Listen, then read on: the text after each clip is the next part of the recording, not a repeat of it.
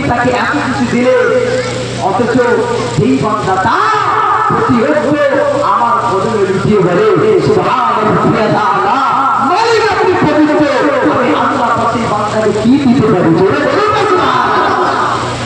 ঠিক করছে নামাজটা, উঠছি বসছি, চেষ্টা করছি, ছোট জিনিস নয়। যাবে ভাইয়েরা, মসজিদে যাবে, এই খোদার পড়াশোনা করবে, কিন্তু অবশ্যই সাথে বলতে হয়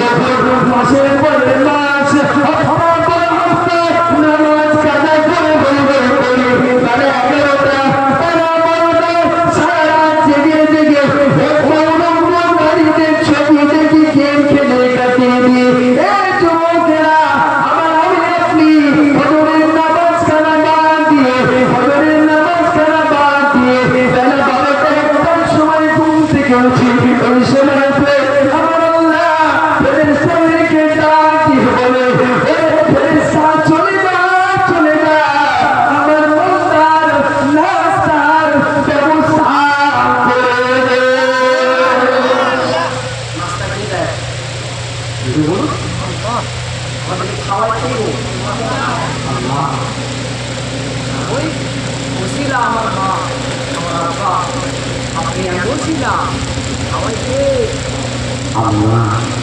যখন ফেরেশতা বললাম না তো এত তখন তাকে নামাজ কারা করে আপনার হুকুমকে অবাধ্য করে উঠছে আর আপনি তাকে রাস্তায় ব্যবস্থা করতে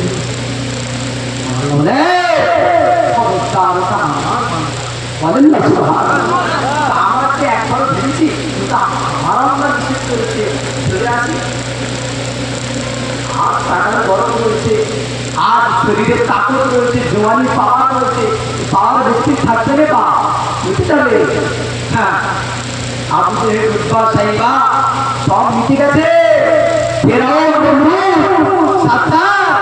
সব মিটে গেছে আমরাও মিটে যাবো দেখেননি যেই দিন থেকে আমরা পৃথিবীর জন্য এসেছি আমরা একটা অগ্রসর হচ্ছি ঠিক তো নাকি করছে শুনে রেখে আমার আল্লাহ আমাকে আপনাকে কতটা ভালোবাসে আমাকে আপনাকে সেই রসুল থেকে বিচ্ছিন্ন করে থেকে বিচ্ছিন্ন করে জাহান্নামের রাস্তায় অগ্রসর করবে কেননা তারা শয়তানে টেঙ্গা নিয়ে বসে আছে তারা তো মানুষ রাতে শয়তান তারা চাইবে আমাকে আপনাকে জাহান্নামের দিকে ঠেলে নেবে কিন্তু বড় অফসোসের বিষয় আমাদের বাড়ির ছেলেরা আর তাদের পিছিয়ে হয়ে করছে এই যুবকেরা ফিরে আসো ইসলামের দিকে ফিরে আসো আমার মালিকের দিকে ফিরে আসো কেননা তোমরা জানো না মৃত্যুর পরে তো কেউ তোমাদের হয় না একবার যদি তোমরা মৃত্যুর পরের কথা আখেরাতে আযাবের কথা যদি একবার তোমরা করো আর তোমাদের দুনিয়ার কিছুই ভালো লাগবে না আর তোমরা যদি মুস্তাফার গোলাম মনে করো নবীর গোলাম মনে করে জিন্দেগিটা পরিচালনা করতে পারো তোমাদের কখনো মৃত্যুর ভয় হবে না কেননা আমরা মুস্তাফার প্রতি গোলামি করে কবরের জমিনে যেতে দিতে পারি কবরের জমিনে যেতে দিই আমার নবীর সাথে আর করে দিয়ে হবে না মুস্তাফা সাথে সঙ্গে বিরাম এখন তো তৈরি করতে হবে ভাই আমি তো তোমরা তৈরি করো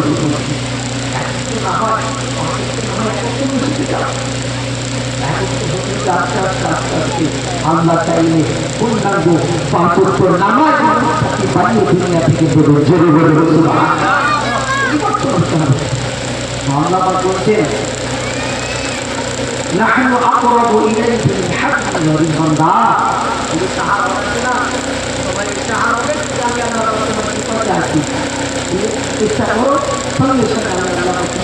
هداية